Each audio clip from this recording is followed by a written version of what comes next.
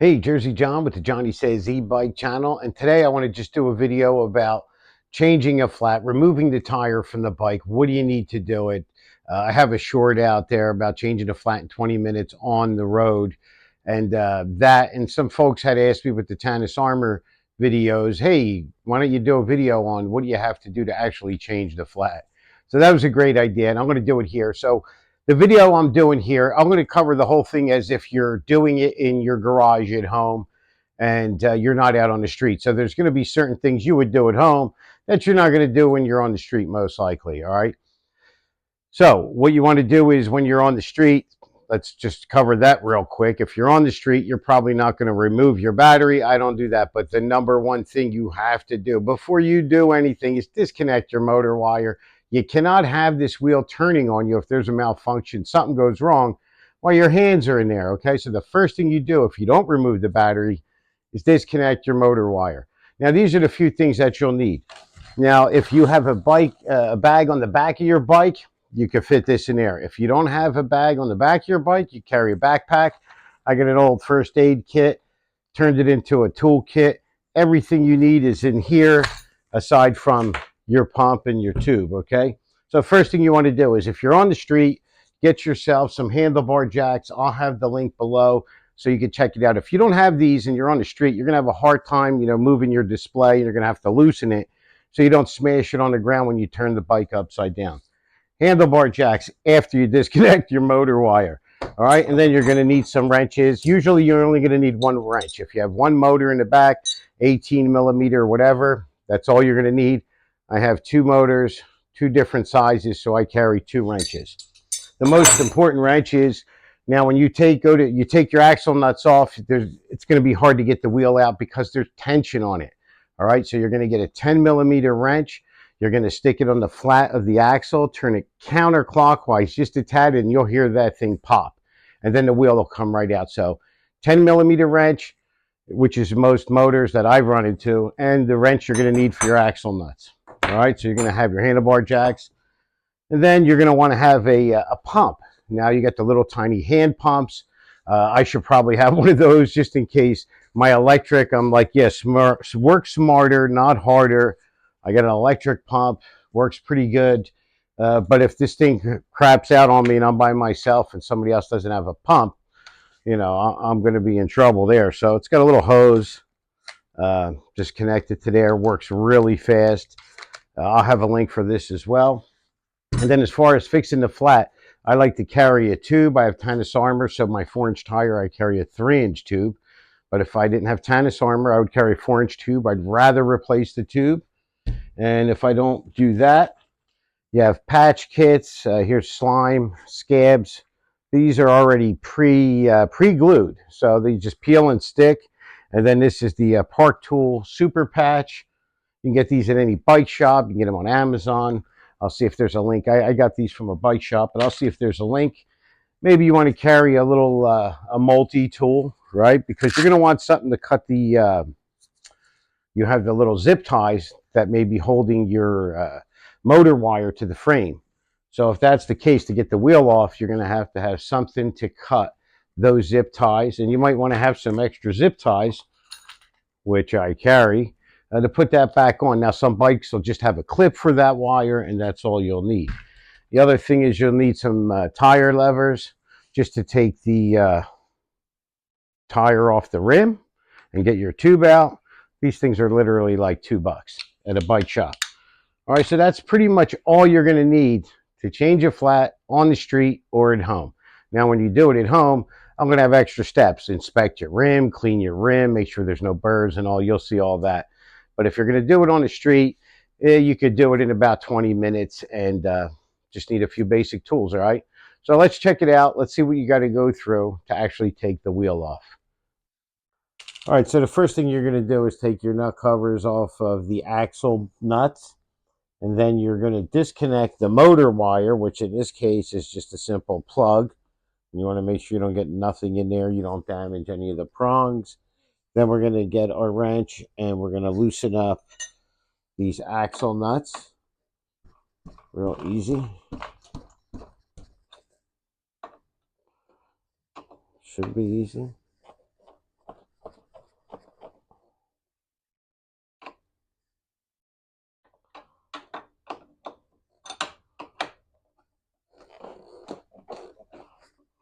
So much for that being easy. You try to loosen this side up first. All right, that was easy. So the other side is pretty free. Nothing in the way. Here I got to deal with the derailleur guard, and all that crap. There you go. Nice and tight it was. That's always a good thing, right? All right, so get these loosened up. Derailleur cover. Derailleur guard's going to come off, but it's still connected on the wire. Now, you can take the nuts all the way off on this side over here. Leave it on. I'd like to take it all the way off. It's just easier to get the rotor back into the brake caliper. Now, sometimes a lot of people will want to take the brake caliper off on the other side and then put it back on afterwards. I don't normally like to do that, and you just got to be careful putting your rotor back into the caliper that you don't excuse me, you don't destroy your blade, your pads. All right, so this is all off. We're going to cut some of these wires. We got zip ties over here. We're going to cut these zip ties off that are holding the motor wire. Actually, it's holding the brake wire. The brake? What is that? Okay. This one here is just a clip. Okay. So now I'm going to take it out, but, oh, this one came right out. Look at that. Get this derailleur out of the way. Just be very careful you don't get your hands pinched in here. Okay, this came off really easy. Okay, really, a couple of minutes. All right, so the next thing I'm going to do is get my valve stem remover. I'm going to remove the air from the tires so I can break the bead and then just pull them off the rim. A little note you might want to do is get yourself a little tray or something. So whenever you take nuts and bolts and pieces off these bikes, you have it somewhere where it's not going to get lost. Believe me, learn from my experience. It's happened a million times. So there's a little tip for you. That's what Johnny says. All right, so this is one of the tougher things to do is popping the bead on the tire. Now you got these little metal tire levers, or you have plastic. I like the plastic because they're bigger, easier to work with. But the metal ones are good ones to start them with. So you're just going to stick that underneath the edge, pull it up. And I also don't like the metal because it's going to scrape the paint on my rim. So I got it up. This one's going to come off really easy. Look at that. Just slide that around. Boom, it's done. All right, and I like to keep it at an angle. I have something underneath. This way the axle isn't just banging on my table here. So I'm going to have to pull this Tannus Armour out. Just going to pull out the edge like that. Then we're going to find the stem. We're going to work with the stem first. We're going to pull that out. We're going to take out this tube, and we want to be careful because we're reusing this tube. We're reusing the Tannus Armour liner. Alrighty. Now I'm going to pull out the, actually, I wonder if I could do this without taking the Tannus. No, that's not happening. Always trying to save a few minutes.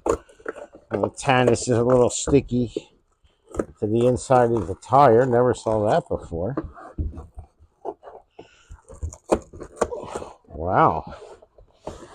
A nice little grip on there. Normally this would be out already.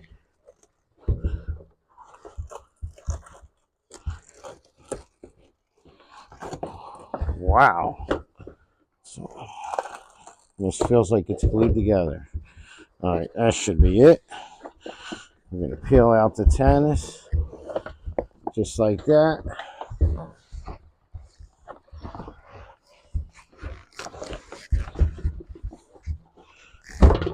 All right, Tannus Armour liner ready to go back in.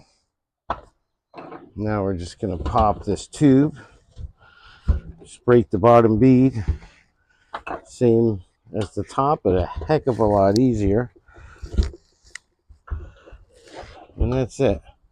Boom, tire's off. All right, so now what I'm going to do real quick is I'm going to clean the rim. I'm going to wipe everything down. I'm going to inspect it. I'm going to check my spokes to see if there's anything wrong, all right?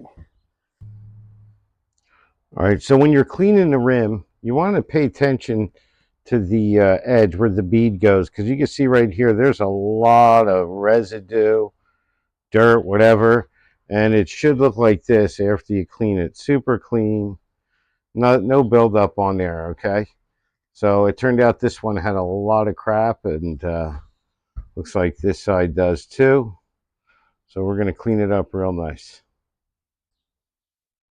All right, so just one more tip on orientation, rotation. The arrow is going this way on the motor. I haven't seen this in a while, but some bikes you'll see right there, it'll say rotation and it'll have an arrow for the direction. So this one says that way. It makes it a lot simpler. You're just going to drop this lower bead that's in there. Halfway done, right? Yeah.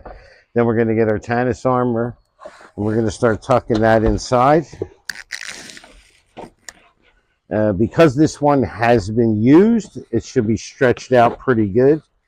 So it should be a little easier to work with. So far, so good. All right, Tannus Armour is in. Done deal. Now I have my tube. What I want to do is put my valve stem back in. We're just going to pop that back in there. Tighten that bad boy up. And we're always going to start with the stem side first, right? So we're going to find the hole. We're going to put that right down here. We're going to get this tube, lay it out, kind of get it halfway in. Because once you put the valve stem in, you don't want your tube to be shifting all over the place. That went in pretty smooth. We'll get that stem looking good. We're going to put it in and make sure, you want to make sure your valve stem is straight, right, when you do that. So that's pretty much it. Now I could just get my Tannus Armour, tuck the edge in. Boom. Piece of cake. Look at that. So much easier when the Tannus has already been used. Less fighting it.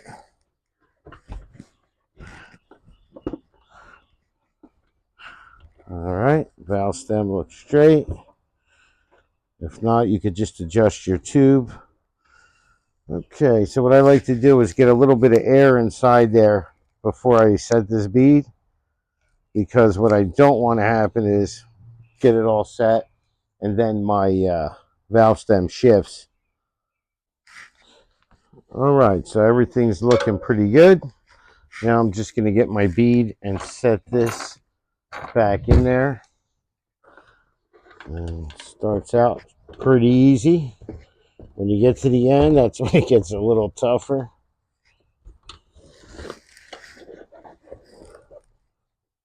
Usually. All right, so that's it. A couple minutes to take it off, a couple minutes to put it back on. So now I'm going to put the air in very carefully. As I put the air in, I want to make sure that my bead is setting properly. So you can see, like on one side here, the bead's already sticking out, and that's because it's sitting down here. So we're going to have to manipulate the wheel, roll it around, and just make sure it goes in even. All right, so after every few pounds of pressure, every 5 pounds or so, you want to take this thing and really push down on it. What you're doing is getting the Tannus and the tube and everything to fall into shape, all right? So press down on it, roll it around. You could even bounce it. All right, and that's going to help set your bead too. All right, so now that you have the rim off, you have the tire off, there's no better time to get in there and clean your gears, your freewheel, your cassette, and some of my favorite tools for this. I use a toothbrush.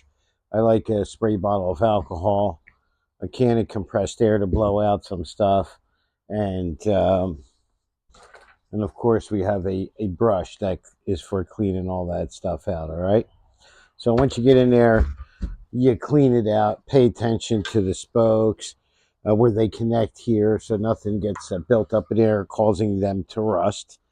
Like I said, you're going to clean your seal, where your bead it sets. You want to clean that really well. Feel it for any burrs.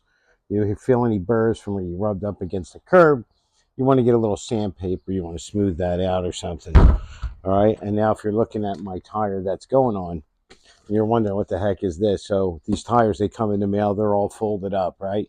So when you undo it, they're creased. So what I like to do is get a tube, fill it up, put the tire on, pull it nice and tight, and let it sit out in the sun for, hour or three or whatever, and everything will soften up and it'll be nice and smooth instead of all these little creases when you go to put it on the rim, right? Just another tip. Okay, now getting the wheel back on is usually the hardest part. Make sure your torque washers are on this bike. They go on first. You see it has the washer with the little thing sticking out there. That's for your torque. So we're going to put this on, and we're going to make sure our torque washers are up so they drop straight down. And let's see if I can get this in one shot. Now, I got to get the rotor into the caliper. So you usually need more arms for this. This is why a lot of people will take the caliper off the brake. You get your chain around first. Now I'm going to lower this so my torque washers. All right, this isn't right.